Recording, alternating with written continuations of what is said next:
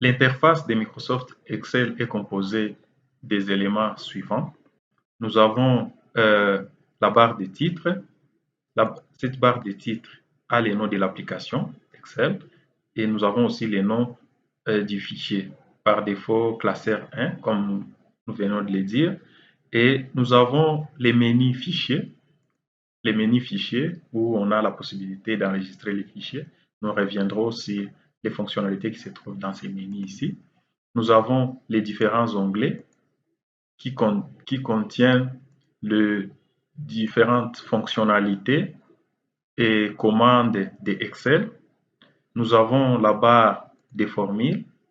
Cette barre de formules nous permet de voir et de modifier le contenu d'une cellule.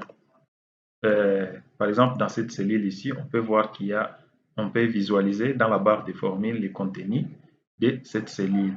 Nous reviendrons bien entendu sur tous ces éléments ici. Nous avons aussi les barres de défilement, la barre de défilement vertical et la barre de défilement horizontal. Nous avons ici l'espace de travail qui sont les cellules d'Excel. Les cellules sont identifiées à partir de colonnes qui sont nommées de A jusqu'à ZZZ et par des lignes qui sont nommées d'un 1 jusqu'à plus d'un milliard. Revenons aux onglets. Nous venons de dire que les onglets regroupent les différentes commandes et fonctions Excel. Nous allons voir l'onglet Accueil. L'onglet Accueil contient les boutons de commande utilisés pour créer, mettre en forme, modifier une feuille de calcul. L'onglet Insertion contient des boutons de commande utilisés pour insérer des dessins, des tableaux, des graphiques en tête de page et etc. Quant à l'onglet Mise en page, elle contient des boutons de commande utilisés pour mettre en page votre feuille de calcul. L'onglet Formules contient les boutons de commande utilisés pour ajouter des formules et des fonctions dans une feuille de calcul.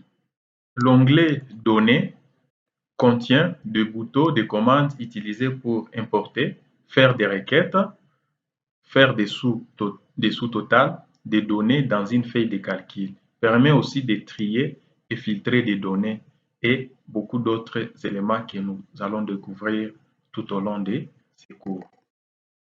Cet onglet Révision contient des boutons de commande utilisés pour vérifier, protéger et procéder au suivi des modifications d'une feuille de calcul.